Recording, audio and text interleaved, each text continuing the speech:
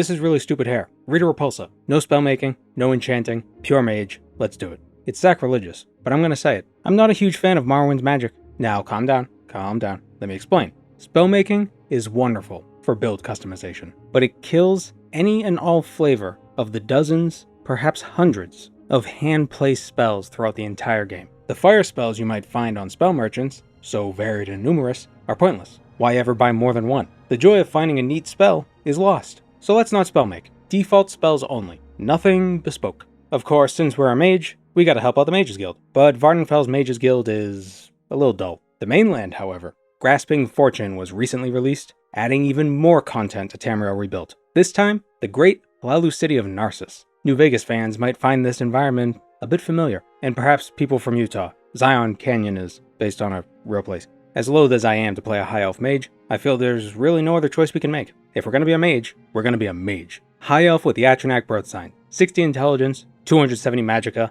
and we haven't even left the census and excise office. It's only gonna get more absurd from there. High elves have significant weaknesses to elemental damage and raw magic damage, but I'm sure that won't be a problem. Our Atronach sign is gonna eat half the spells thrown at us anyway, right?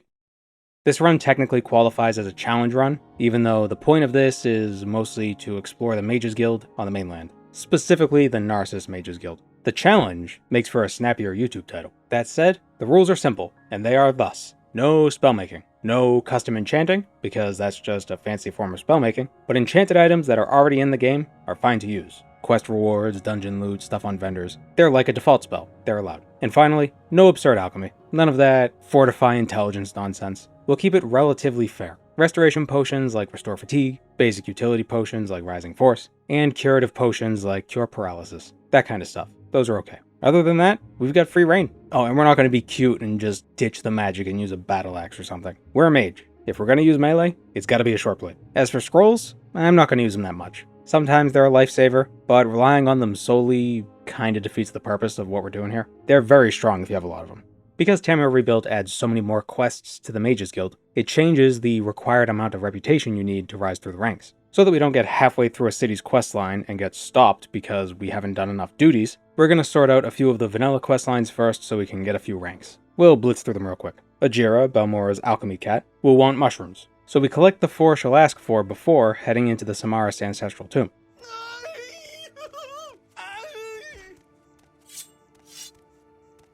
The Altmer's rocking the Saint Alessia look. Is this what Saint Alessia looked like? She looks like an idiot.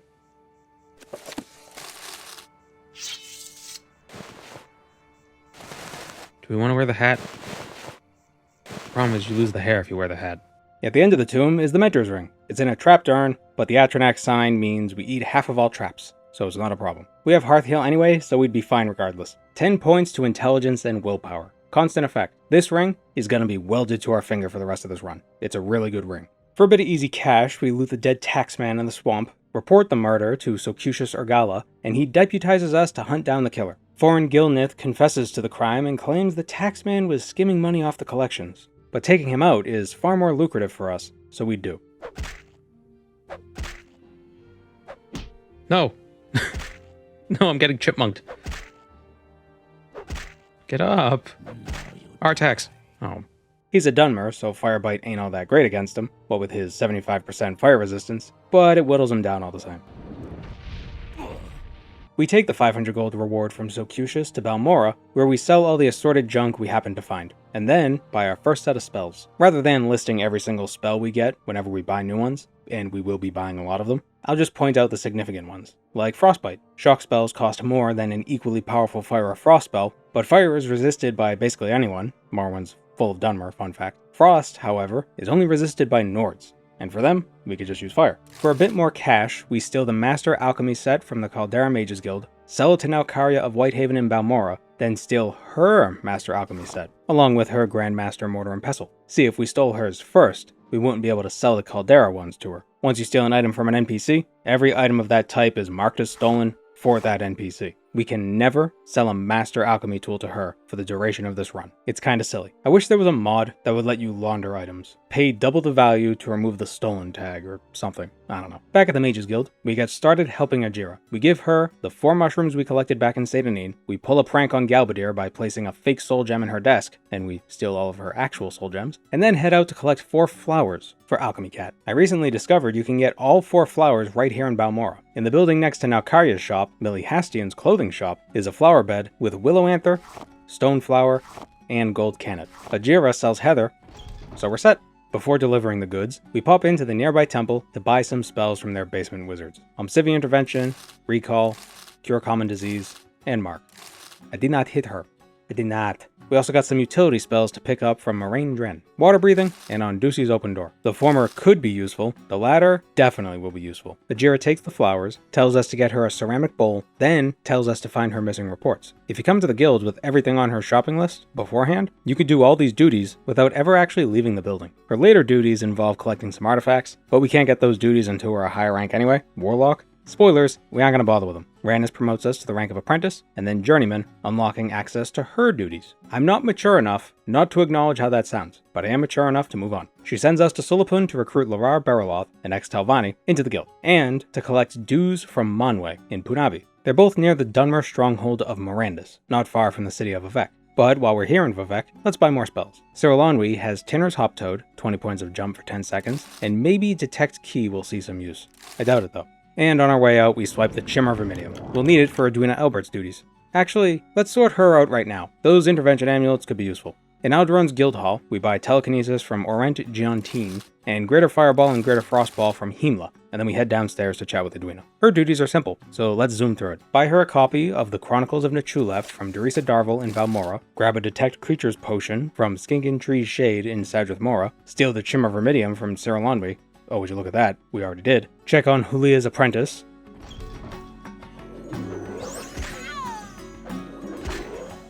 Scamp's got hands. Kill the Scamp. Check on the Naked Apprentice, and finally return the Chimera Verminium to Cyril. For her first set of duties, Edwina awards us with Amulets of Divine and Civic Intervention. Quite convenient, but we were really in it for the faction reputation. Back to Randus' duties. From the Guild Hall in Vivec, we Civi to the Temple Canton, buy a bunch of bargain Rising Force potions from Danzo and Dules, and sacrifice 1 to the Shrine to Stop the Moon to get 100 points of Levitate for 48 minutes. We go to Sulapund and convince Larar Beriloth to join the guild. Beware the Flying High Elf. Literally high. You may have left Great House Talvani, but you ain't left Morrowind, the land of murder out of spite. Manwe gets a gentler treatment. Throw her about 40 gold, and she hands over her guild dues. 2,000 septums. You can teach a lava how to read? What? We return the money to Randus, and she lets us keep half. She then sends us to the other side of the slough to stop Only He Stands There from providing unsanctioned magic training. By agreeing to lie to Randus, Only will provide us with his unsanctioned training. We won't use it, but if Randus really cared, she'd have come herself. Next, she wants to Tiramel's notes. If we escort him to Pelagiad, he'll hand over those notes freely.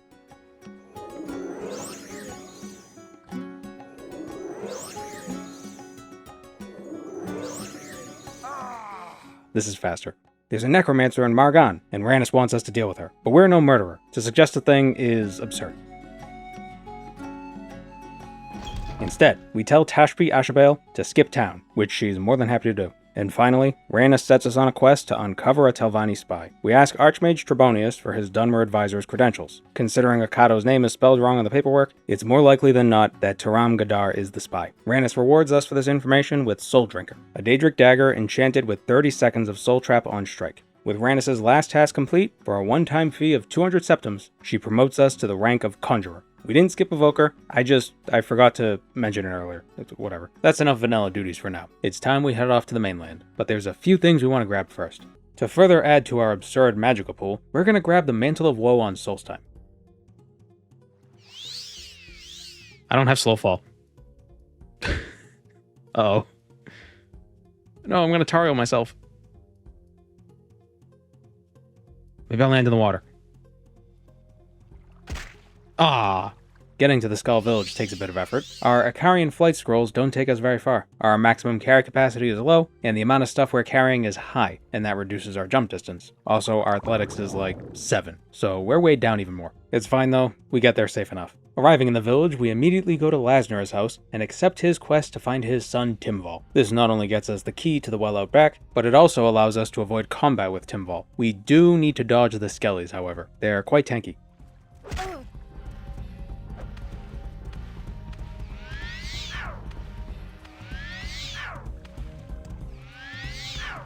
Hail, stupid! Friggin' coin flips. No! Floating through this cave is slow, but it's safer than strolling on foot. By telling Timval that his father misses him, he breaks free from the power-obsessed haze that overcame him, and he hands over the robes for us to... destroy. Yeah, destroy. It drains personality by 100 points, imparts a 20% weakness to normal weapons, and makes us take 20 points of damage per second when we're in the sun. But it fortifies our magicka by 5 times our intelligence. Oh, and it fortifies conjuration by 50 points. The first effect is so powerful though, that this second one, which is ridiculous, is merely a footnote. That's 500 extra magicka at 100 intelligence. And that's just from these robes. Remember, we're a high elf with the Atronach birth sign, so our magicka will end up being 9.5 times our intelligence. It's ridiculous. To get to that point even sooner, we're going to take a sip from the bitter cup. The Mantle of Woe drains our personality by 100 points anyway, so exchanging 20 points of personality for 20 points of intelligence sounds like a decent trade-off. Off to Algredania. Always liked how his name is a Timmy fell down the well joke. Wow. Today I learned.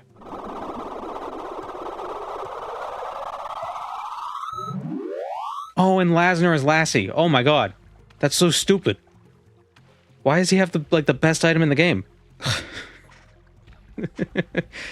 So dumb. The Skelly Archer is on a problem for a wizard with giant balls. Fireballs, that is. The Skeleton War Wizard, on the other hand...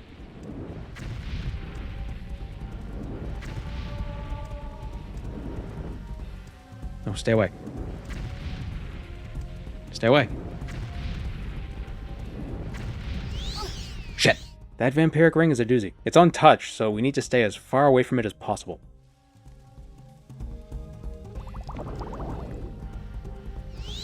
Damn it.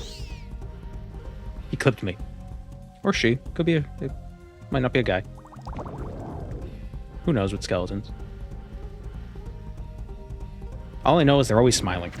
The Vampiric Ring is great for emergencies. Absorb 250 points of fatigue and health over 10 seconds on touch. Nice to have in the back pocket, but the real prize is the Bitter Cup. We take a swig and go from 60 to 80 intelligence and 40 to 20 personality. It says 90 intelligence because of the Mentor's Ring. Now, we're ready for the mainland. Tamriel Rebuilt adds another guild guide to the Vivec Guild Hall, who can send us to Firewatch, Narsis, or Old Ebonheart, 3 of the cities on the mainland. To use these secondary guild guides, the mainland typically has 2 in every guild hall, you need to have reached the rank of Conjurer. That's partially why we did all those easy duties first. It makes traveling across the mainland much easier. Without that rank, you can't travel from, say, Old Ebonheart to Firewatch. Not by the guild guide at least. You gotta use boats and silk striders, and it's a whole mess. Conjurer rank is easy enough to get. Let's start with Firewatch, an imperial settlement on the eastern peninsula of the mainland. It's surrounded by Telvanni territory, so these mages are playing with fire, more so than usual. Hallan Macrinus sells a variety of offensive spells, but we'll buy a single one for now. Frostbolt, 10 to 50 points of frost damage for 2 seconds in 10 feet on target. A mouthful to say.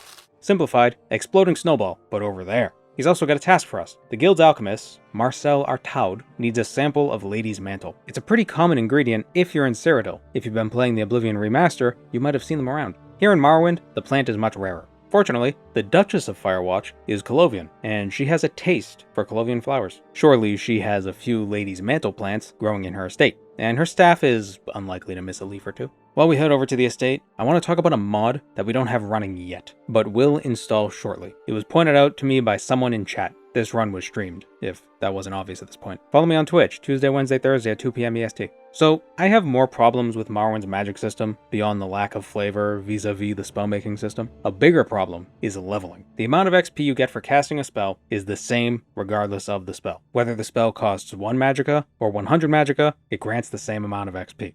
You either have to spellmake a really cheap spell and cast it over and over again for XP, or buy training. Neither option is very fun.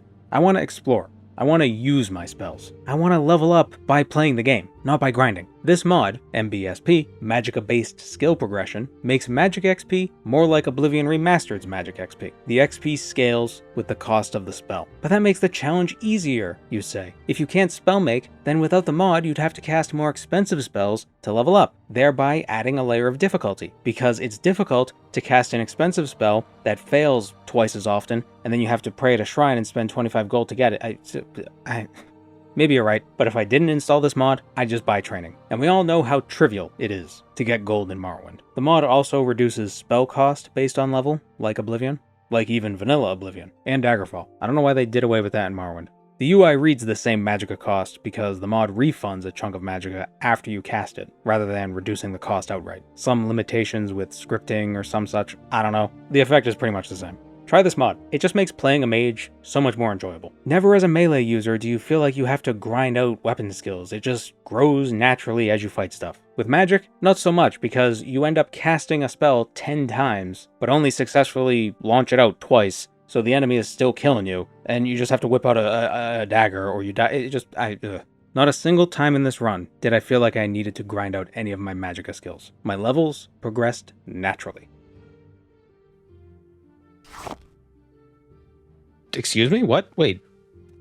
This doesn't count as stealing.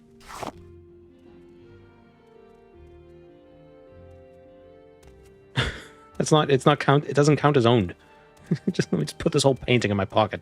By bribing one of the Duchess's servants, he'll agree to snip off an unnoticeable amount of the plant for us. Nothing the Duchess will miss. Marcel takes the leaves, and Hallen pays us with a couple Magicka potions. Of course, we have to dispose of our ill-gotten paintings, and it just so happens that enchanters are more than willing to buy fine art. To Ainsa the Enchanter, we sell the painting. From Ainsa the Enchanter, we buy an on-target absorb health spell. It'll be good for dealing with those pesky Daedra with reflect buffs. Dispel might be useful too. Hallen would like us to make a delivery to Dagmund Windwhisker at Icebreaker Keep. He's over in Navalis, and although he's grateful for the package, he's a bit stressed out. His apprentice has gone missing. If I've learned anything from Oblivion, a missing mage typically means a dead mage. Claudine Hessalt is a bit of an incompetent student, but she's got spirit, she's got drive. She may have gotten herself into trouble. We return to Firewatch, buy a Dispel Other spell from Ainsa, and head back to Navalis. We find Claudine's house down by the dock, across the street from Hrongel's house. She's not here. Oh, here she is. We cast a spell on her a couple times before it takes effect, and she drops to the floor.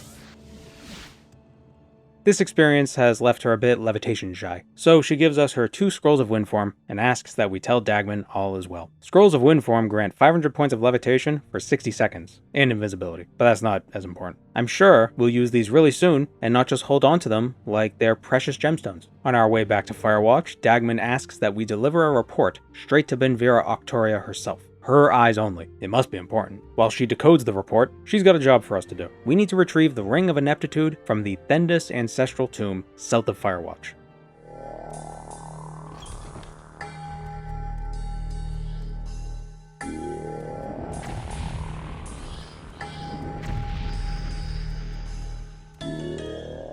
If he's Bay, Gainer would be Baner. Boner. Clap. I believe...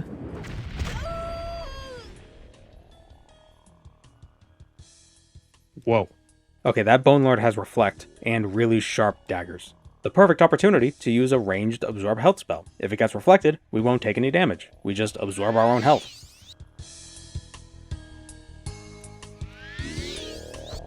Damn it. Oh, it has a lot of health. Is this a boss?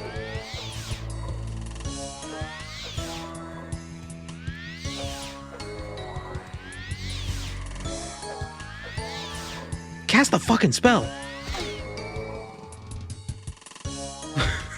This is like a 60% cast chance. What was that? We failed a 59% dice roll 6 times in a row. The odds of failing once is 41%. The likelihood of failing 6 times in a row is 0.47%, not 4.7%, 0.47%, less than 0.5%. This means if you cast the spell 6 times in a row, 200 times, only one of those sets of 6 will contain 0 successes. Yeah, fatigue, whatever. Failing that many times in a row is more rare than flipping a coin 7 times and it always landing on heads. I think we should employ the aid of a Greater Bonewalker. Their damage strength spell can lock an enemy in place indefinitely. Damage stats don't regenerate naturally. You need to use a spell, a potion, or pray at a shrine. As far as I'm aware, there are no enemies with a counter to this strategy. Maybe there's an enemy out there with a Restore Strength spell, or a constant Restore Strength effect on it for some god-awful reason. Who knows? Eleni Hilarion in Sadrith Mora sells a 30-second version of the Greater Bonewalker spell, and with the Mantle of Woe's Conjuration fortification, we've got a 90% chance to successfully cast the spell without any fatigue. It's guaranteed with full fatigue. The Bone Lord is pretty strong though, and it keeps killing my Bonewalkers. But it's no problem, since we can just summon new ones at the drop of a hat. Now it's stuck in place. We can whittle it down at our leisure.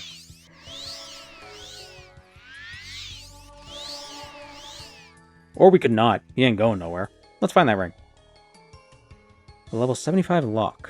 I suspect the ring is behind that door, and I suspect the Bone Lord drops the key. Damn it. There is still more tomb to explore though.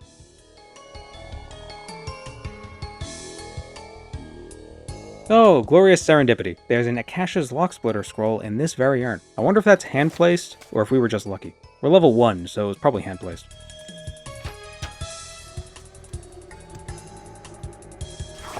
Ah, here's the ring. Damage agility and damage luck on target. Not a terrible ring, actually, but we can't keep it. We gotta give it to Banvera. I wonder what's actually behind that locked door, though. A ghost. And nothing else of note. We wasted an Akasha's Lock Splitter. Cool. It was at this point I installed the Magicka-based spell progression mod. Here are the various settings you can modify should you choose to use this mod. In trade for the Ring of Ineptitude, Banvera gives us the Amulet of Humbling Touch. Absorb Magicka, 20 points for 3 seconds on touch. That's pretty good for an Atronach build. The silence is cool too, unless it gets reflected, then it's not cool. Continuing with our duties, Banvera would like us to investigate a fellow member of the guild. She believes Thanaria Vandal is a spy working with the Telvanni. Research materials have been going missing, and Thanaria's been disappearing for days on end and refuses to explain herself when she returns. It's her own personal life, she doesn't have to tell them a goddamn thing. What are they, her mom? The Firewatch Guild Guide says he's teleported Thanaria to Helnim several times recently, but she never returns via a guild guide. Odd. If we ask around Helnim's guild hall, we learn Thanaria sometimes sleeps in the quarters in the basement. Down below, we run into a Cathay Khajiit, one of the several first stocks added with Tamriel Rebuilt. They're the kind of Khajiit you play as in Oblivion and Skyrim, and ESO. Ralton Affinia, resident basement wizard, accepts a $30 bribe and tells us that his friend, Servius Varus, has been seeing a certain dark elf from Firewatch when his wife is away. Ooh, saucy. To confirm Ralton's claims, we speak with Servius and subtly steer the conversation to his alleged dark elf mistress. You're a cheating rat. You tell me the truth or I'll tell your wife what I already suspect. He has been seeing Thanaria on the side. I'm gonna tell your wife. We tell his wife, and it turns out she already knew. She was just waiting for the right moment to get out of this place. For being thoughtful enough to let her know, she gives us her wedding band, which we sell to Servius as a power move. Our investigation exonerates Thanaria, but there's still the matter of this mole. This is why you should get regular skin checks and wear sunscreen. Banvera's next lead is Talvar Dolmen. He's not a member of the guild, he is a member of House Telvanni, but if anyone's involved in this thievery, it's him. His tower, Shularan, is directly south of the city of Ranyan Run. Because he's a Telvanni, we'll probably have to kill him. I've a few minutes. Prune-faced old witch. You prick. You know, we haven't actually leveled up yet. We're still level 1. Let's buy some unarmored training from Hesse Ligma, the Helnim Enchanter. Unarmored is one of our minor skills, and that'll give us a few extra speed attributes to allocate once we take a nap. Man, look at that spread. 5 to strength, 4 to intelligence, and 5 to speed. The strength is from acrobatics, and the intelligence, I think I may have bought security training at some point. Security is governed by intelligence in Morrowind for some reason. I guess you gotta be smart to pick locks. The extra speed makes us a bit faster, but the 5 points to our strength allows us to carry 25 more bramble plinths. This reduces the ratio between our current carry weight and our maximum carry weight, giving us more speed, or reducing the penalty of excess weight. Directly south, I see no Telvanni towers. Whoop. Ah! Monster, what the hell is this?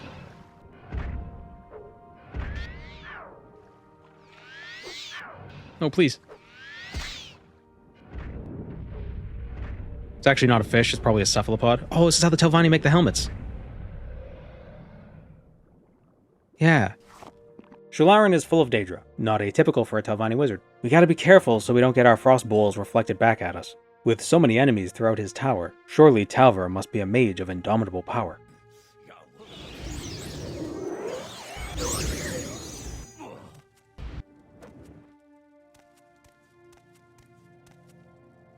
Oh. On his table is a note containing diagrams assembled by a mage named Absalon. It lists the known and speculated demons in service of Mehrunes Dagon. Certainly a piece of research stolen from the guild. And there's a note on his body as well, a report from his mole. All we have to go on is the initials, NH. I knew it. It was so obvious. I knew it was a mistake to trust the Granite State. Oh, nope, Narsis Hermalion. He went missing since we were dispatched, so it's likely he's the culprit. I was close. While Benvira figures out what steps to take next, she would like us to kill Shalath Abkala, a powerful necromancer holed up in the lava caverns beneath Mount Sarunabi. During the Imperial Simulacrum, the period of time where Jagger Tharn was masquerading as the Emperor, this necromancer had gathered a bunch of corpses following the Battle of the Inner Sea, so she's likely down in the caves with a bunch of her own bone boys. Fortunately, skeletons typically don't come with Reflect, so we should be fine. Before we head out, let's do some alchemy. We buy a bunch of crab meat, kwama eggs, and comb berries from Majira, make a ton of Restore Fatigue potions, bring them to Nalkaria, and buy a bunch of her restocking frost salts, selling the potions we just made to recoup the losses. With the frost salts, we use the comb berries we bought from Ajira to make a bunch of Restore Magica potions. It took some time transferring the potions between the Mages Guild and Nalkaria, especially since our carry capacity is so low, but once all is said and done, we walk away with a bunch of potions and several alchemy and character levels. Level 6, and our intelligence is already maxed out. 495 Magica without the Mantle of Woe. Let's kill a necromancer.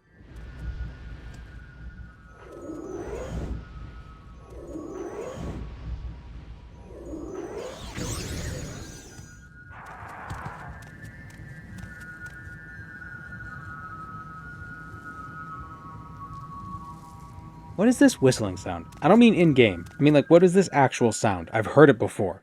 Is this just the sound mountains make sometimes when wind is winding, blowing? Mount Sarunabi Cavern.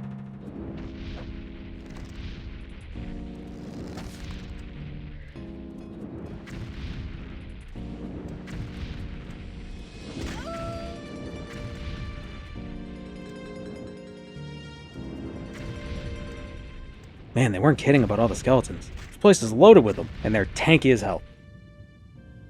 There's so many skeletons in this place. Wait, a necromancer just yelled at me. There they are. Man. Oh, I'm gonna die. Oh, I missed. Oh, I can't see. No. Okay, good, I healed. Do I have Dispel on myself? I do have Dispel on myself. Dispel. Didn't work. Aha. I've never used Dispel before. I've never bothered.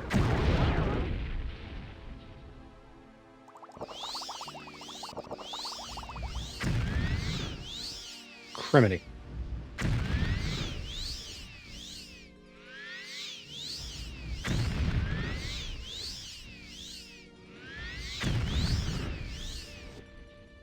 Is this what we're doing? Necromancers shouldn't have good magic. Should always just be like stupid skeletons.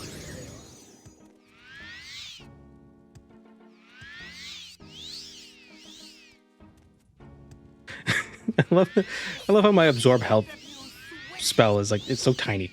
A little ball. Man, Tamara Rebuilt ain't pulling its punches with these bosses. She had blind, sound, and damage, all wrapped up in a single spell. For killing the Necromancer, Benvira gives us 1,000 gold and the Curus of the Outermost Wastes. Damage health, 1 to 10 points for 30 seconds on touch, and Fortify Alteration, 10 points for 30 seconds on self. Not bad. I'm never gonna use it. I will constantly forget, which is a real shame because that's like 150 damage over the course of 30 seconds. That's not very fast, but if that gets reflected, I could dispel it off myself before I take a ton of damage, and then I could reuse it again. I really wish I knew what was going to be awaiting us at the end of this run, because if I'd known that, I would have prepared better when it comes to reflect, but what could you do? Can't time travel. I don't have that power. that belongs to narratively spurious Cyborg. Benvira is done with us. Instead, she'd like us to get our next task from Archmage Gindaman. Yeah, the guild has multiple Archmages. I think Trebonius is supposed to be the Archmage of all of Vvardenfell. Meanwhile, the mainland has multiple Archmages for different guild halls. In order to meet with Gindaman, Benvira gives us a Geth Sigil Amulet of Entry, which we must wear to pass through the barrier blocking the Archmage's chambers. And as soon as we enter, we immediately steal his Daedric Sword Law. Our effectiveness, Gindaman says, will be proven many more times over once we fulfill the duties he offers us next. But we're not a high enough rank, of course. He promotes us to the rank of Magician, but still won't give us duties unless we're a Warlock. We need more faction reputation. To get that, we'll go back to Vvardenfell and square away some more of those duties over there. They're not that interesting, so we'll just knock them out super fast. We fetch a Dwemer Tube for Edwina Elbert, stealing it from Fatleg's drop-off in Hlawad. This does get us a bounty, but who cares? We check in on the excavation team in Natruleftinth near Molagmar and get their excavation report from one dead anus. We grab the Dwemer Scarab plans from Mazuleft near Daggerfall, and finally we grab the Dwemer airship plans from Bethamez near Nissus. And that's enough reputation to reach the rank of Warlock. Gindaman has heard tell of a rare and powerful scroll, the Scroll of Forbidden Domination. Sounds sexy, and he'd like us to retrieve it. Such a scroll is too dangerous to leave in untrustworthy hands. Ostrala Ruiak is a reclusive enchantress hiding out in the southern edge of the Velothi Mountains, and Gindaman believes she has the scroll he needs. He suggests we meet with Durana Galvith, a scout stationed in the remote settlement of Uman. She may know where in the mountains we'll find Ruiak's lair. What happened to Eastern Skyrim after the Red Year? You'd think they get hit with a lot of ash. Oh, what the hell is this? If you'll excuse me, I don't have time. Oh, look, it's a little dinosaur. Or ever. Hello. Durana points us in the right direction, as right a direction as you can get in Morrowind. Our target can be found in the old Velothi Tower of Hasarund, high in the snow-kissed peaks behind Uman. What I love about Tamriel Rebuilt is how much care they take in designing their environments. We're on the western edge of Morrowind, near the border of both Skyrim and Cyrodiil, so they populated the area with Skyrim-like trees. I don't know if tree species can navigate over mountaintops, but it seems right, so I'm glad they did it. Another Daedra-filled Velothi Tower. You'd think we were hunting down a Telvanni.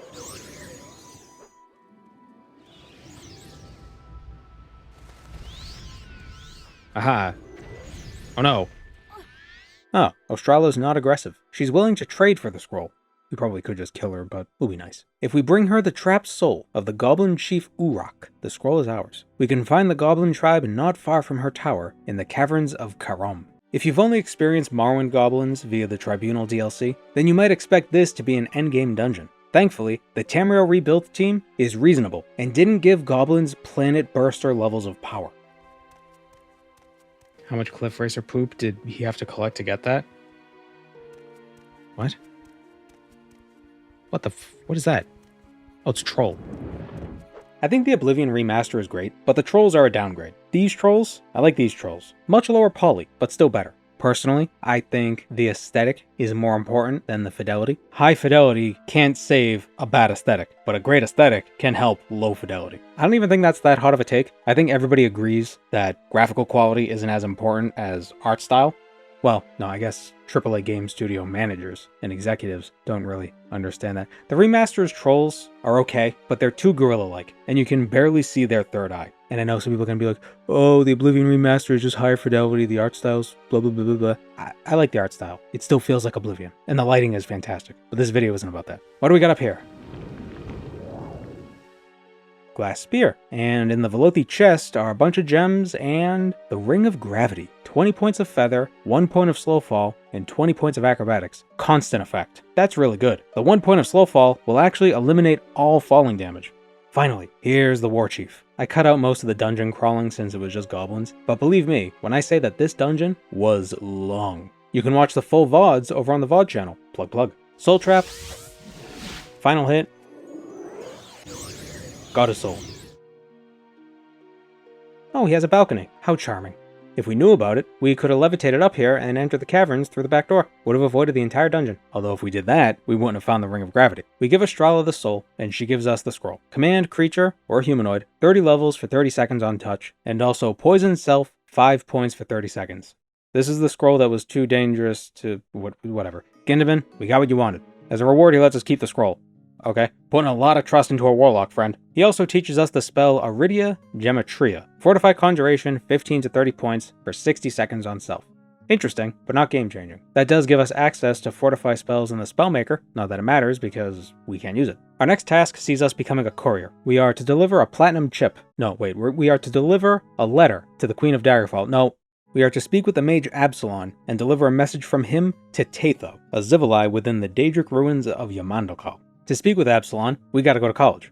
Genuinely. The college in Firewatch. He's in the library, which is behind a level 100 locked door. Enrolling in a class gets us the key, but we can't have a bounty, and we need at least 25 speechcraft. We still have a bounty from when we stole that drummer tube. Our personality is too low to join the Thieves Guild, so our only option is to actually pay the fine. But before we do that, we drop all our stolen items so they don't get confiscated. On our way around the mainland, while aimlessly hopping around guild halls trying to figure out this whole speechcraft thing, we stop by the old Ebonheart Guild Hall and see what spells Celatara has in stock. Vivek's Wrath. 10 to 20 points of fire, frost, shock, and raw health damage for 1 second on target. That's a total of 60 damage, but it's safer for us. If it gets reflected, it's not all or nothing. When it hits an enemy with reflect, it rolls a reflect check for each effect separately. So this spell does 60 damage, but if it gets reflected, it might only throw 1 or 2 of the effects back at us, dealing 15 damage or 30 damage, before multiplying our weaknesses and all that. It just means I'm less likely to nuke myself with a really powerful spell that gets reflected.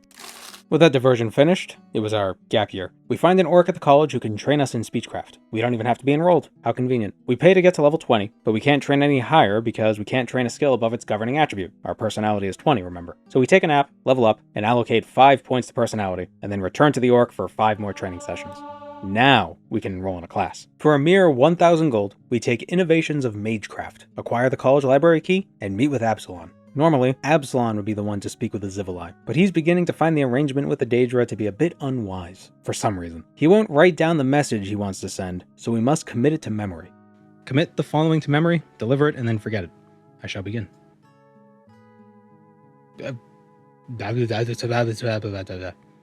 Will you remember it?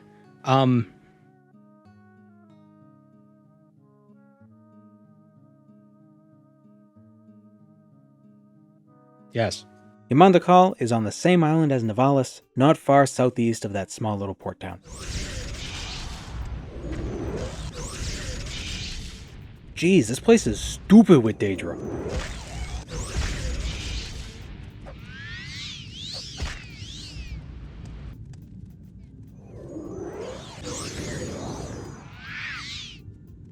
We'll try this again, with a bit of help from a couple summons. Get ourselves a Bone Walker, a Dremora, and a Clanfear.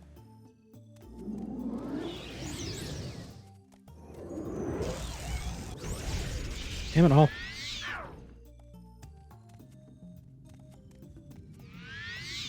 Oh, not that spell.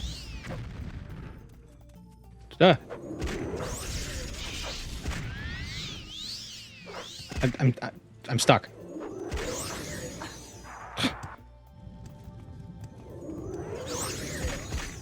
No, please. To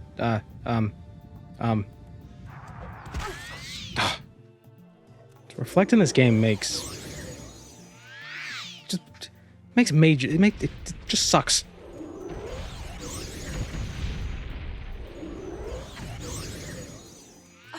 Like, it's objectively worse than not having reflect in this game.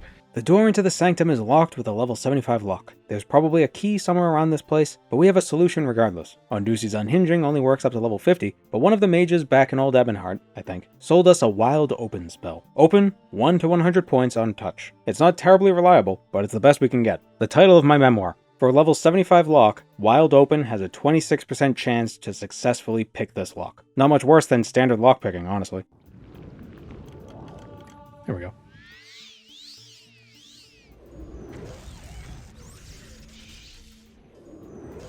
What the hell is that? Oh, right, a hunger, or a devourer. Oh, jeez, I hate them. Oh, right, it resists like all magic because hungers suck. Shit. Man. Oh, great. No, please, just stop sucking me. I'll suck you. God damn. Devours. Eat is hard. Not for his power, but just out of spite. We deliver the message to Zivilai Tatho, reciting it as deftly as a Daedra freshly congealed from the chaotic Krisha. Made savage by your mortal tongue. Well, in response to the message, he gives us but one word, Yashaz. He also presents us with an offer. If we are to lead Absalon here, he will gift us a summoning spell unlike we've ever seen. Unfortunately, Absalon won't come here with us unless we're the Archmage of the Guild, we're level 25 or greater, or we have at least 50 points of reputation. Global reputation, that is. Not guild reputation. It's just a summon hunger spell, so we're not missing out on much. MWSE players get a summon devourer spell. Something to do with engines and scripting or I don't know. Gindamin is not happy to hear the response. Yashaz is not a word, but a name. Drekva Yashaz is a fearsome lieutenant of Mehrunes Dagon himself. If Yashaz is aiding the enemies of the guild, then the guild is in grave danger. As payment, he gives us the Sword of the Eye of the World, a long blade with 30 seconds of Detect Enchantment and Fortify Illusion on self. Neat, I guess. While we were dying over and over again in Yamandakal, Gindamin learned the whereabouts of Narsis Hermalion, the guild's mole. He would like us to bring him back into the fold. After fleeing, he signed up with House Telvanni and has been working as a retainer in Sadrith Mora, keeping them teeth in place. Oh, because mouths. They have mouths, so they need retainers to, yeah. Our job is to exploit his weak character and make him an asset rather than a liability. Before going to Sadrith Mora, we buy a bunch of short blade training just so our melee attacks aren't completely useless. Level 30 should be good enough to make a conjured dagger partway viable. Level 11, strength, willpower, and speed. I've been putting points into strength and speed every level up, more or less. Endurance has been getting nothing, and it's too late to start now. Glass cannon, baby. In Sadrith Mora, outside the Telvanni Council Hall, stands Narsis Hermalion, as slack-jawed and dead-eyed as ever. We throw him some bribes, and present him with a deal. The Telvanni are duplicitous, as a rule. When they inevitably reject him from their house, the Mages Guild is willing to take him back in, if he serves as their informant while he's in House Telvanni now. He accepts this offer on one condition. We deal with Endar Drenum, a Telvanni spellwright that's been watching Narsis a bit too closely.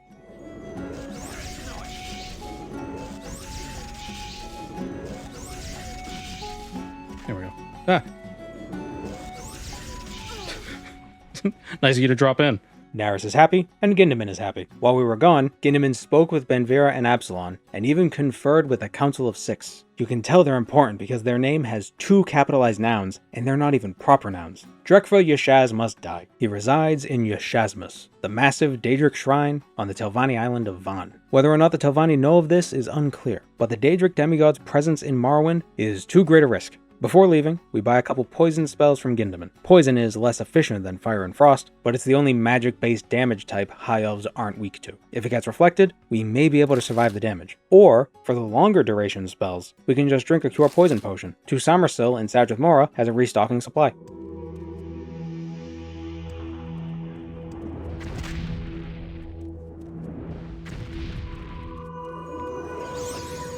Can you believe this place is full of Daedra? Go, steal Jinkblade. Haha. Cool subterranean pyramid. This is where the Yautja made their last stand against the Xenomorphs. It's been a while since I've seen that movie. It's 2025 now, so it's been 21 years since I've seen it. 2004. What is that? What the hell is that? Ooh. Ooh.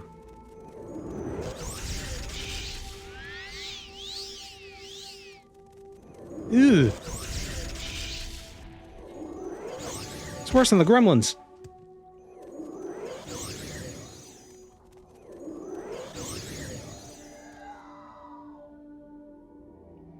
Perthen Vorn? Is this a guy? Is this a name? Or is this the fuck Battlespire? That was definitely from Battlespire.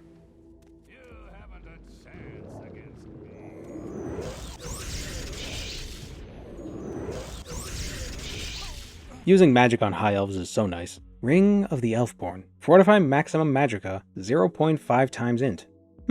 Neat. But would that be better than the Mentor's Ring?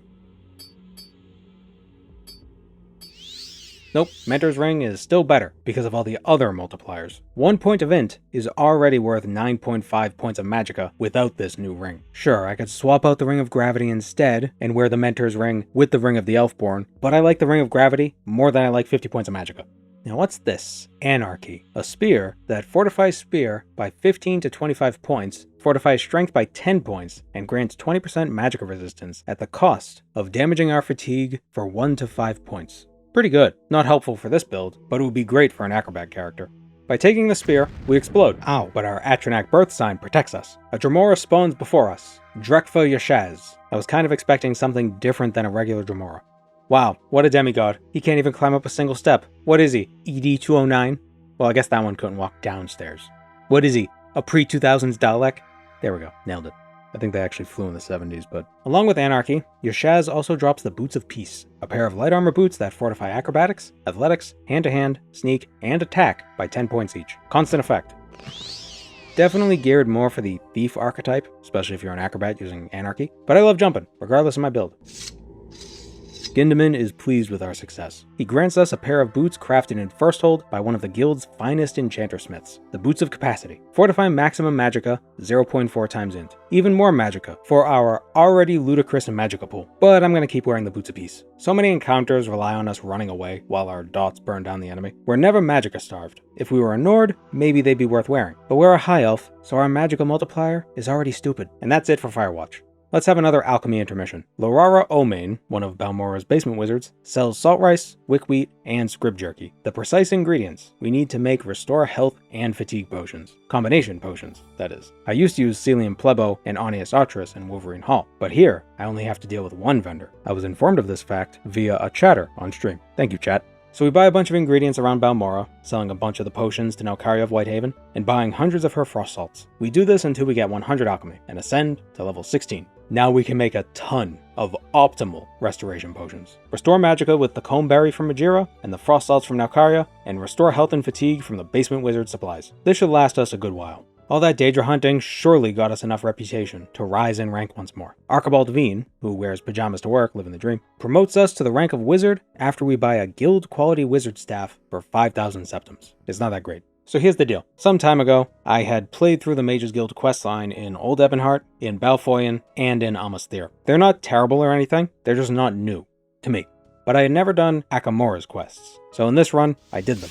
Unfortunately, Akamora is some of the oldest content in Tamriel rebuilt as of right now. Certainly the oldest Mages Guild questline, if I'm not mistaken. Firewatch used to be older, but it got updated back in 2022. The Mephalon Vale region is actually slated for a rework in the near future. Akamora is in the Mephalon Vale region, if that wasn't implied. I enjoyed Akamora's Fighters Guild questline, so I figured, how dull could the Mages Guild questline be?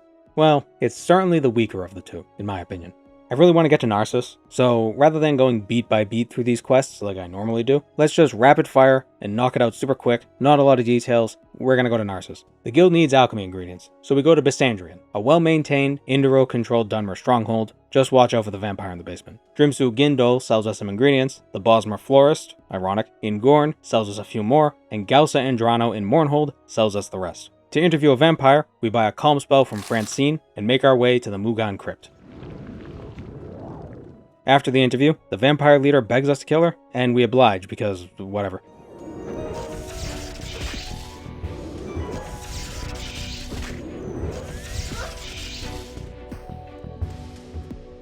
Daedric Shortsword. Cool. Francine was originally in House Telvanni, but left for the Mages Guild when the pressure of being a self-obsessed asshole became too much for her. We deliver a letter of apology to Master Etherian on her behalf. While she goes off to Altbosara, we head to Necrom to talk to the Bonewalker Smiths. Francine wants to take some measurements of their rituals. Unfortunately, the Dunmer are rather protective over their necromantic magic. I mean their traditional ancestor worship. The mages may observe, but not interfere. Francine got arrested, but it's okay because she fled from the police and returned to the guild. According to a letter we find in a locked chest in Fort Windmoth, Etherian told the leader of Fort Windmoth to keep an eye out for Francine. He thinks she helped a slave escape. She didn't, but it doesn't matter, because if the Telvanni thinks she did a thing, that means she did a thing. So she can never return to Telvanni lands ever again. She rewards us with 3 grand soul gems. Thanks. Using the ingredients we had gathered earlier, Polity crafted several paralysis resistance potions for the city guard. He sends us to deliver them, where we're given another job. Flausa, captain of the city guard, asks us to hunt down a spider Daedra matriarch. I don't think I have to warn you, but there's going to be some spider Daedra coming up.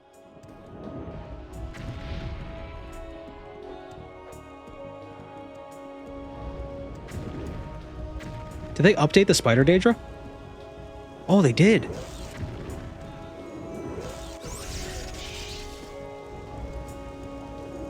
I think. Yeah. They updated them since the Fighters Guild video. They kind of walk a little goofy. Oh, do they not have reflect? Oh, you gotta love it. Oh yeah, look at them. They're way more sexy. Terrifying. Oblivion had giant mud crabs. Oh, here she is. Okay, you go get him. You go get him. You go get him. You go get him. You go get him. Go get him. Jesus Christ, that's ridiculous. The Mantle of Woe would have made summoning that Dremora much easier, but the sun's out, so we can't wear it. Our reward is $1,000. Narsis. Rather than a single NPC giving out all these quests, instead, just about every NPC in the guild needs help with something. You see, there's something wacky going on with spells, and with the local Archmage gone, there's little anyone can do, and they need help. But before we do any of that, we gotta see what spells the wizard's got for sale. Nolodrando the Librarian sells Etherealness, Sanctuary 100 points for 10 seconds, costing only 50 magicka. That's basically 10 seconds of near immunity from physical damage. Every point of Sanctuary boosts your evasion by 1%. Upstairs, Ralsa Ondusi, yes, that Unduzi, of her Unhinged fame, sells God's Fire. 11 to 60 points of fire damage for 10 seconds within 10 feet of the target. That's over 300 points of damage at the cost of 135 magicka, and that's before factoring in the refund. That's gonna be fun. And a 40-point absorb health spell on target might come in handy. Okay, let's get to work. We'll drop a mark near the guild for convenience, and then get started with helping out our first mage, Dairos of Iguame. He's a Keptukwe, one of the many races from the lands within the Patamaic Sea, toward Akavir. Or maybe it's Keptuke. Ever since the Archmage vanished, Dairos says, there have been several accidents caused by misfired spells. Some of the apprentices have been getting seriously hurt. Drojaban, a master of destruction magic, may have an idea what's happening. Herd the Bird is a Nord, in Narcis's foreign quarter, who used to study under Drojaban. Last he heard, Drojaban was hunkered down in Teloceris, a Dunmer stronghold west of Clarenwell. This is what I love about Tamriel Rebuilt. These environments are so bizarre, but they feel like they could have been in the original game. What is that? Did we just fall into Baldur's Gate 3? What happened? What are you?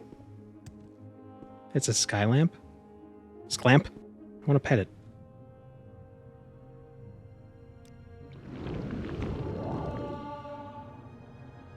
Hi. Oh. Okay.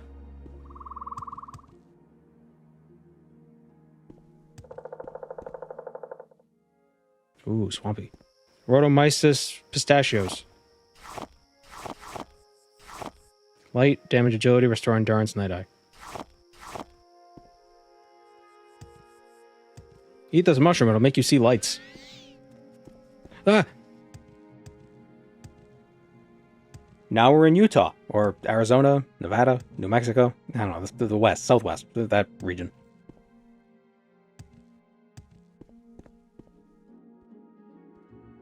I did not think Ogrim could look more out of place in this game, but here you go. Giant structures are cool. Fantasy needs more unnecessarily huge structures. A recent update did reduce the amount of times, or they made a change so it doesn't make those weird noises in the city anymore. A little crackling. Okay, that's a penis and balls. While wandering toward Telecero, killing cliff racers aplenty, because why wouldn't they be here, we find an entrance to a mine. If the Elder Scrolls are about anything, it's about being perpetually distracted. These caves are full of blind goblins and are a bit bigger than you might have expected. Man, it just keeps going. The final boss.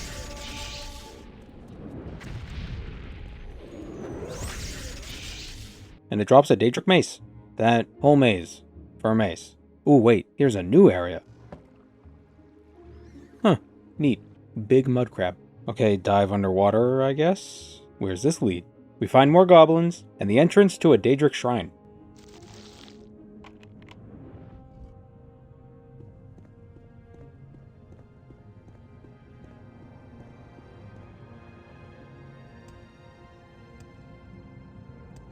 What is this dungeon?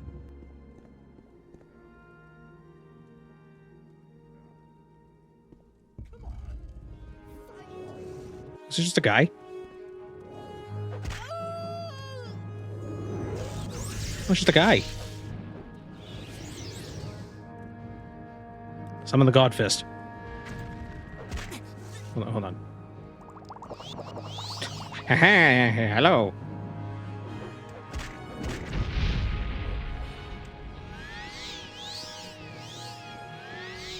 Jeez, did I reflect onto myself? Wait.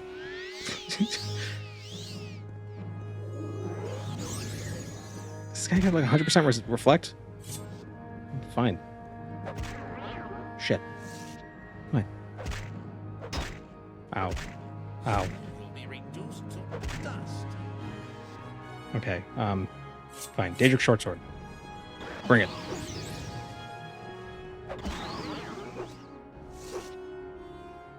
Gweeds, please. Yeah, I see you. Very cute. Gotta get rid of this blind. Oh, that's 54 seconds? Wait, does spell not affect blind?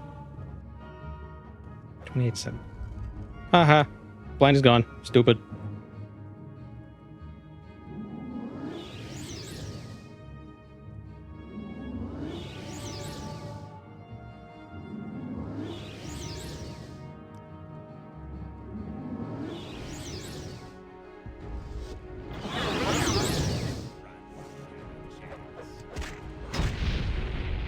Did he turn them all on me?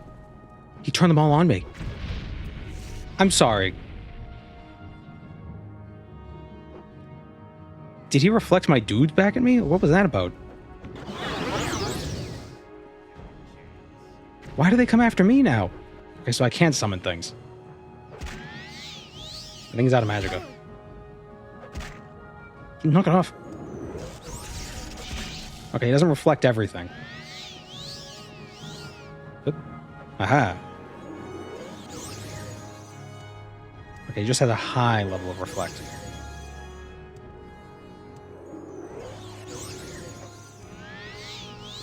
Ooh, almost got me. Oh, he got me. Reflect is the stupidest goddamn mechanic in Morrowind, I swear. Finally killed him. No idea why he had so much reflect. I assumed it was some item he was wearing, but nope. His amulet explains what the hell happened with our dudes. Command creature 20 to 40 levels for 60 seconds in 30 feet on target. Ridiculous. Oh, and blind for 60 seconds. Yeesh. At least he has a treasure room, but frankly the loot isn't all that exciting. It's mostly gold, both in the form of coins and armor. Golden armor, that is. But what's in this mysterious 100-point locked chest? Thurgy-Dew? Cure common and blight disease, and 100 points of spell absorption for 100 seconds? Well, that would have been nice 15 minutes ago. Well, the loot was underwhelming, but the adventure was fun. Anyway, let's recall back to Narsis and get our bearings. We were on a quest after all.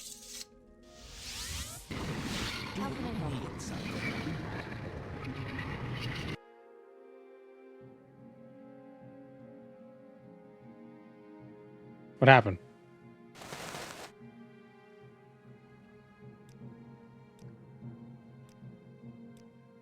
Why am I an anvil? What the hell's happening? What's going on?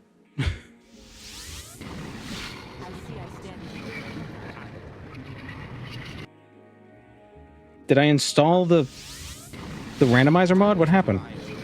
I can't pause. Oh, there we go.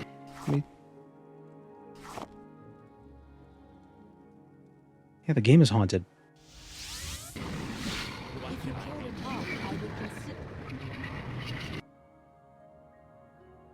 This is so weird. Am I going to Skyrim now?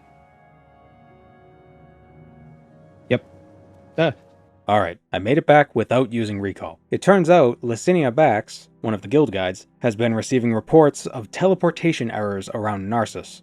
Game's not haunted. We ain't a creepypasta. Not yet.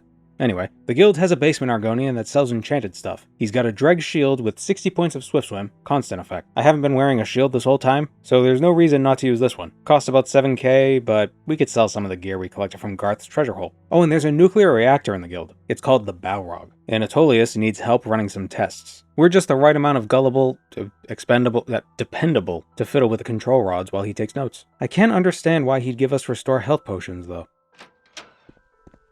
Ow. Ow. Ow. I think I'm sterile now. So the rods are corroded, but Anatolius can fix it if we bring him 8 pieces of Dwemer scrap metal and 2 greater soul gems. We'll keep that in mind. Let's go to Telesaris. You ever seen the inside of a sperm whale's mouth? They got like holes for their teeth. It's very creepy. My mouse died. Oh no, battery. Was that in the game or was that in real life? What did I just hear?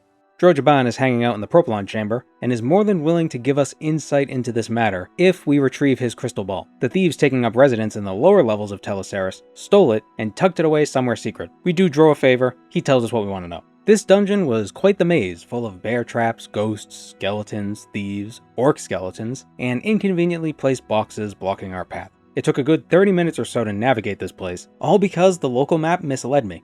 I cast Unmake Ligaments. And the skeleton just falls apart. Oh, what the hell? Why can I... Oh, you sneaky map. You sneaky bastard of a map. Oh, you map, you piece of shit. I thought I couldn't walk through there. Oh, you... Ooh. Was I already in the vault? I was already in the vault. I was in the vault earlier. I hate this game. We were here. Son of a... God... Mother... Found the ball. Of course this friggin' cat wants a ball. As thanks, Drojaban offers to teach us a new spell, Drojaban's Immolation. Fire damage 10 to 50 points for 5 seconds and 10 feet on touch, with 10 to 30 damage for 5 seconds on self. If we were a Dunmer, it might have been pretty good, but we're not, so it's not. As far as misfired spells go, he explains that it reminds him of a rare phenomenon, dying magic. A curse can attach itself to a type of magic, killing it, and making it impossible to cast. The effects first appear as anti-magic, exactly as Dryos experienced. Drojaban had first learned about this through the oral histories of the Wild Elves. When the Marukati Selectives danced upon the tower and caused the 1,008-year-long dragon break, several of their spells were wounded and died. It's possible a member of the Narsis Guild did something to create their own anti-magic curse. He recommends casting no unnecessary spells at the guild until this is sorted. Dryos says he'll cease all training immediately while he looks into this matter. In the meantime, the other mages in the guild are equally troubled with their magic. Ophelia, the guild's alchemist, can't keep her potions from spoiling prematurely. It's fine, it happens to a lot of alchemists. She'd like us to get a quality potion of Fortify Fatigue from outside the guild to serve as a control sample. After running around Narsis for about 20 minutes, city's freaking huge, man, we find a vendor that actually carries what we're looking for. Geniette Windvale in the Narsis waterfront, if you needed to know. As a reward, she gives us some rare alchemy ingredients. Jet. There's Jet in this universe. It's official. Fallout and the Elder Scrolls are one of the same universe. One is just a future Dragon Break something. That kind of jet is a gemstone. Oh, is that what's meant by jet black? Oh, look at that. Yeah. It's the lowest rank of coal. I didn't know coal had ranks. It's a type of lignite. Unlike many gemstones, jet is not a mineral, but is rather a mineraloid. They're minerals, Murray. Con Lightkist is the guild's gardener, I guess? He needs some hemlock seeds. The guild's own hemlock plant died soon after it was harvested, so he'd like us to get some seeds from outside the guild. Critias Aretino is a bounty hunter who may have an idea where to find some. Plants with similar effects as hemlock are part of his toolkit. He lives in this apartment building. It's literally a multi-story high-rise, with a welcome desk in the lobby too. Isn't that neat? Critias tells us the director of the Hlalu Council Company, Sirtamir, keeps some of the stuff in his manor. But if we go looking for him, we didn't hear it from him. Between us and the vault is a level 90 lock. Every cast of Wild Open only has an 11% chance to succeed. Oh, first try, actually. This isn't the vault, this is his office. Ah, here's the vault, behind another level 90 lock. Surely there's a key somewhere.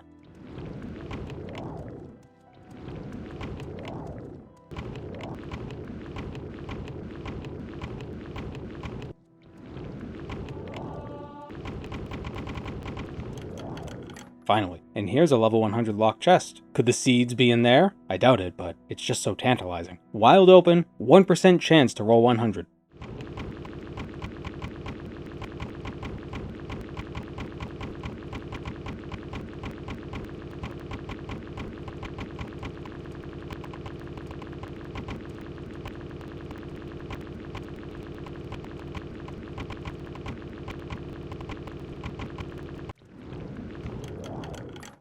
This game sucks. The seeds are right here, on the table. Khan takes the new seeds and gives us some of the old seeds. One of the guild's apprentices is deathly ill and needs help. Since these seeds were grown in the guild, and alchemical properties are being all wacky, these poisonous seeds should cure her of her ills. Sounds like a long shot, but I trust he knows what he's doing. I mean, look at that mustache. Excellent. Her condition seems to be improving. Khan rewards us with a lesson in alchemy, which is useless because our alchemy was already 100. Nolodrando, the guild librarian, is missing a tome rather pertinent to recent events. Dead Magic, a transcription of a lecture given by Archmagister Zoteres. This was his final public appearance before he disappeared following the warp in the west. Taratha Salveth recalls Saris Elith asking about the book, but she didn't think much of it. We confront him and he confesses. He took the book, but he's unable to return it. He had brought it with him while practicing magic outside of the city, and when trying to cast a calm spell on a Skyrender near Dubshal Hive, the spell misfired and he cast Frenzy on himself. When he came to, he found himself fist-fighting Skyrenders inside their hive. He recalled out before he got hurt, but left the book behind. If you thought the New Vegas comparisons were purely environmental, then I got news for you. We got Cazadors here too. Everything in Morrowind is bugs. I don't know why they don't just say left and right. Like, oh, well, it depends what direction you're looking at it from. It's like, well, just... Obviously, if you're looking forward. Like, this is my left hand. It's not going to not be my left hand because I turn around. Left and right is relative to the person. Well, starboard and port is relative to the vessel. But just when you say the left side of the boat, just be like, yeah, we're talking about it with respect to the vessel. What if you lost track of what forward was? Well, then how would you know what starboard is if you don't know what the front side of the boat is? I think they do it just so they know who's a normie. Just say left of the forward. You don't even have to say the forward. It's implied. Like, my left hand is left of my front face. I don't have to say like, oh, my left side, but what the fuck is that?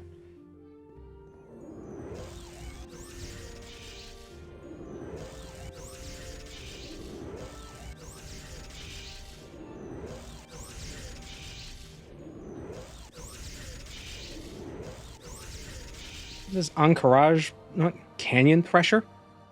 Jeez. Let's go somewhere less terrifying. Inside Dubshal Hive. They have meat honey. To no one's surprise, the Skyrenders have a queen.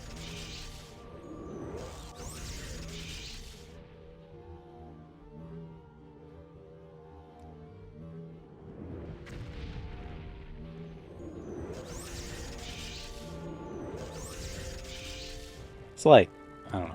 How Saris managed to get this far into the hive and drop the book here in the Queen's chambers without getting injured is nothing short of a miracle. Good for him. The book details the mutability of magic, its unpredictableness. As much as the naturalists may want it to be understood wholly as a science, its very nature prevents this. If magic wasn't constantly changing, it wouldn't be magic. The pioneer of teleportation, Barrelzar, was undone by his very own mazed band. The very same mazed band we acquire for Amalexia during the Tribunal questline. The book mentions a dead spell. Passwall. Seemingly, it was killed during the warp in the west. Interesting. Book for a book. Nolodrando gives us Pala Book 1 as a reward, an illusion skill book. Waterfall beneath cloudy sky is really cute. Look at that little face. He needs help reaping souls. Normally, the guild has an automated process for the summoning, soul trapping, and extinguishing of Daedra, but the arcane sigils are all kerflorped. Instead, we gotta do it the old-fashioned way.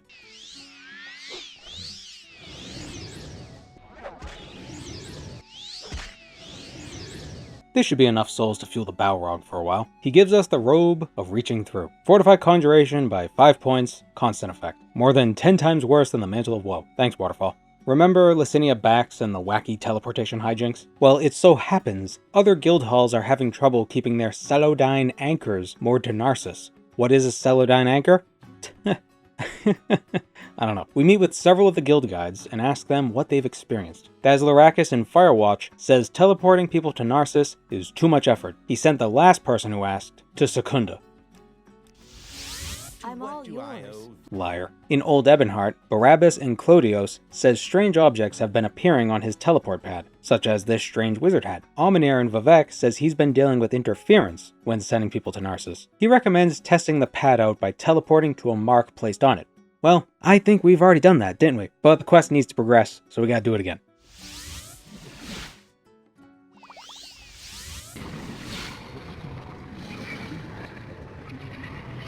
we end up in a sunken ship far to the northeast. Considering how far we actually went, Licinia now fears Celadine teleportation may be going the way of Barrelzar's lost techniques. This is certainly troubling news, but the problem seems to be isolated to the pad in Narsis, so it's probably not a global issue. On the roof is Malvin Tinner, of Tinner's Hoptoad fame. He's received complaints about the quality of his recent scrolls. Ridiculous, he says, but he wants to keep Nelvana O'Mathan as a repeat customer. So he inscribed new scrolls personally, instead of having an apprentice do it, and would like us to deliver them. We give Nelvana the scrolls, but she insists on testing them first. The last batch nearly resulted in injuries. She explodes. Oh no.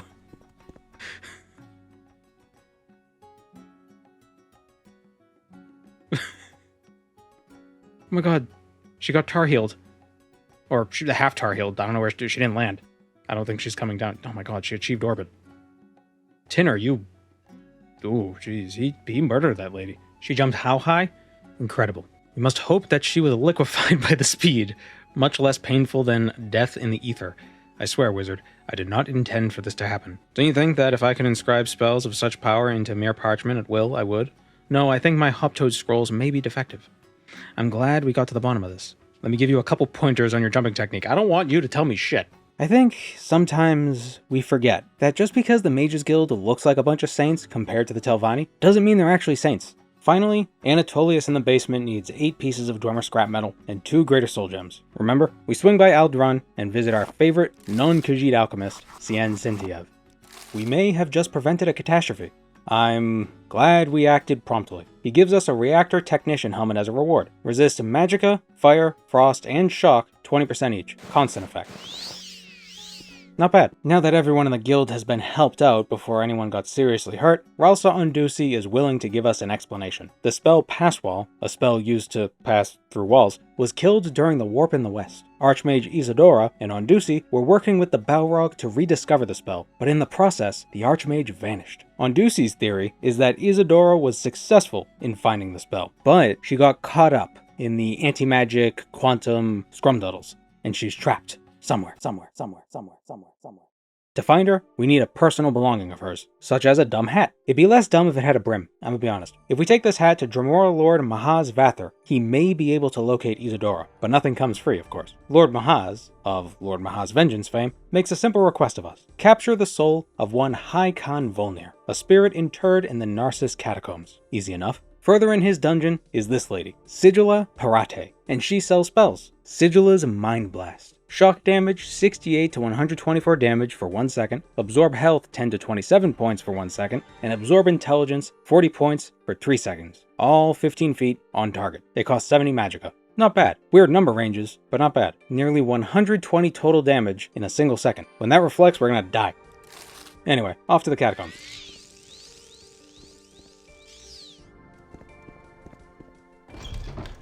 Oh geez, another dungeon like this? What is this red stone supposed to be? Are there caverns under the mesas east of the Rockies that look like this? What is it? Sandstone? Red sandstone? Oh, but we could mine it and then melt it down and then turn it into potion flasks so we can hold 6 doses of a potion instead of 4. But only 50 a day. 75 if you got the Elite Desert Diary done. Wow. You know, Tamara Rebuilt has made me realize I'm always impressed by a narrow passageway opening up into a huge cavern filled with stuff. Just any stuff. Now we've got the undead to deal with. I knew these catacombs were missing something.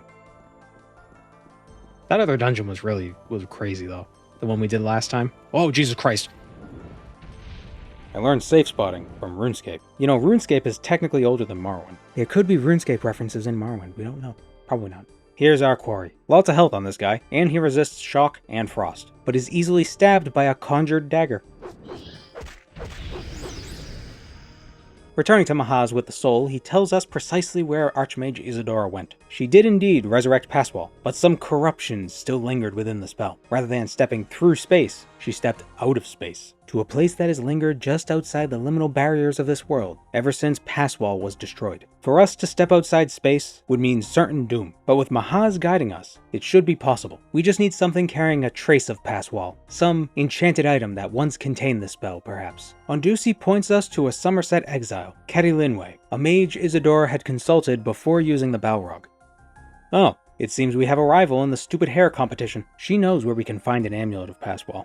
Or an amulet that once contained Passwall. It's in the possession of Daunane Aunde, leader of the Aunde vampire clan in the caverns of Ashmalek on Vvardenfell. Since we're going back to Vvardenfell proper, I think it's only right that we take our place as the leader of the Mages Guild. We got the levels, we got the reputation, and we got the chutzpah.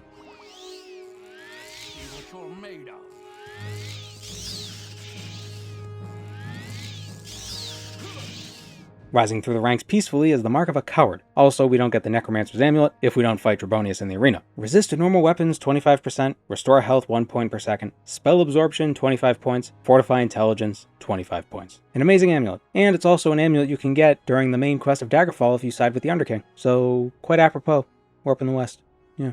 Time to bring God's fire to these vampiric wretches. They go up like kindling. I assume it's because vampires don't have their own blood. So they're very dry, like a pile of leaves left out in the autumn sun. We take the damaged Amulet of Passwall back to Ondusi, who has us place its enchanted gem atop the Balrog. As soon as we step outside the chamber, it starts splunging with electrical magic. That means it's working. Once the process is complete, Ondusi resets the gem and tells us to bring the repaired amulet to Mahaz. With the Echo of the Dead spell, Mahaz will be able to guide us outside of space. He also gives us a scroll to summon him outside of space so that he could lead us back home, and hopefully, Archmage Isidora will be with us.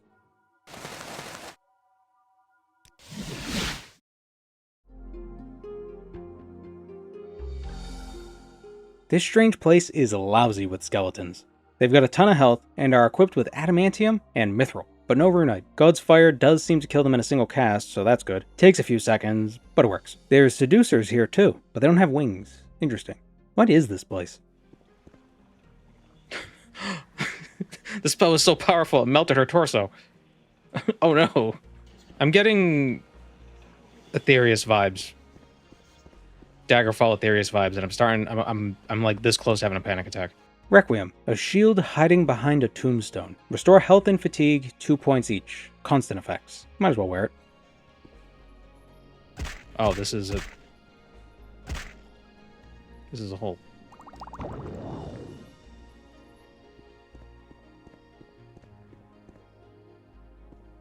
Hi.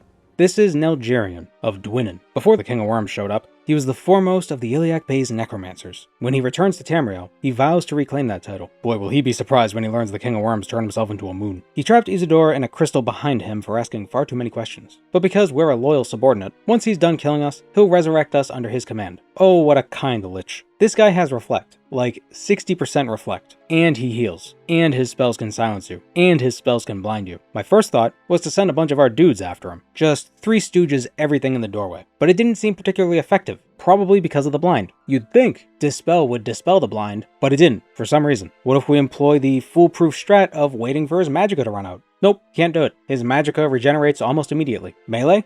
Can't hit the bastard. His agility is like 100. All of his attributes are 100. His magic isn't super dangerous though. It's mostly annoying bullshit. His DPS is minimal, coming mostly in the form of my own reflected spells. I know it's cheesy, but I literally can't think of any other way to kill this guy. We can't teleport out either. There is no escape. No recall or intervention can work in this place. Come. Oh, you bastard. He heals.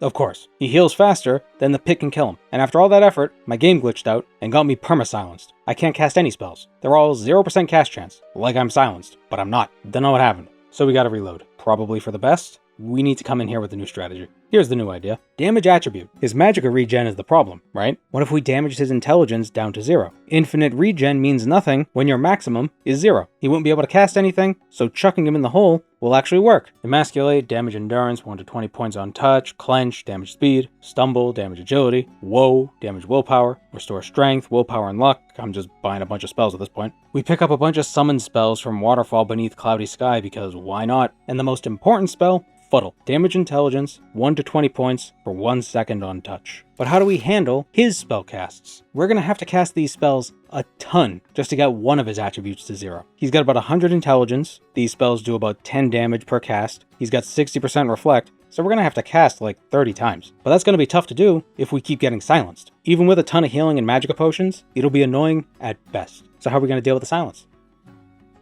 We should be good on potions. Oh, I forgot about the Thurgy-Doo. The Thurgy-Doo. Where did we get this? 100 points of spell absorption for 100 seconds. Thank you, Garth. Let's try this again. Fight through the tunnels, kill his skellies and succubuses, and confront the Lich for the first time once again. This time, we start the fight with Garth's amulet, turning Nalgerian's own summons against him, his concubine, our concubine. I never got anything to restore my intelligence. We'll drop to 0 before he does. We return to Narsis, and buy several Restore Intelligence potions from Jenny at Windvale, teleport to the realm outside space, kill skeletons, get shield, and meet Lich, for the first time once again for the last time. We kill his summons first to get them out of the way. He doesn't seem to care about them. Then we drink the Thurgy Dew, so we don't have to worry about being silenced for 100 seconds. And then we start fuddling this fucker. Let's skip ahead to avoid all the flashbangs. Point blank AoE's flashbangs? Yeah, a little bit. I think I failed. Like the little face cam every time it just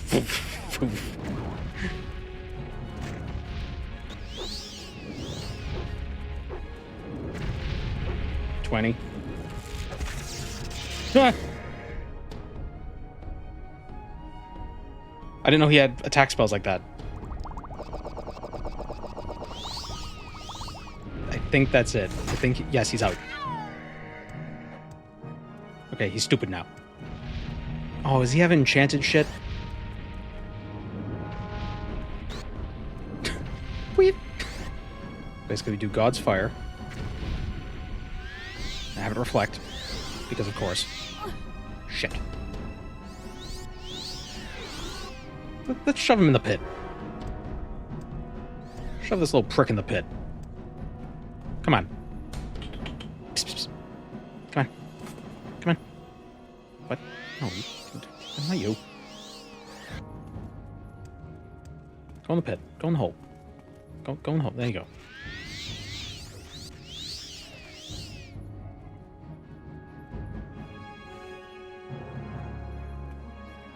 That was stupid.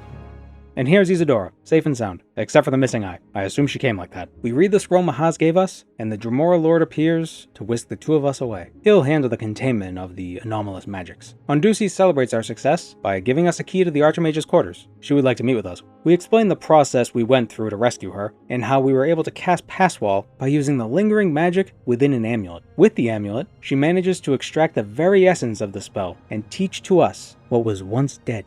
Passwall. With it, we can phase through walls as if they were never there. The tooltip is wrong. Adding new spell effects is weird in OpenMW or something, I don't know. It can be a bit buggy, but where it does work, it's pretty neat. Remember how we got lost in Telesaris? There were all those makeshift barriers blocking our path. Isn't that neat? It's like Ascend from Tears of the Kingdom, but horizontal instead of vertical. To better test the spell, I went to a different Dunmer stronghold, one I hadn't explored before, Vanderelion. Oh, however will I get through these steel bars? Here's a familiar rune barrier. You need a special amulet to pass through unharmed. Or... Stupid Daedra. Magic without spellmaking. Default spells only. Not that bad. With the experience mod, it's even more enjoyable. No tedious grinding. The biggest problem now is Reflect. If Dispel could remove an enemy's Reflect, even temporarily, magic would feel much better to use in combat. Or perhaps there should be a magical damage type that circumvents Reflect. Poison, perhaps? Give it an actual use.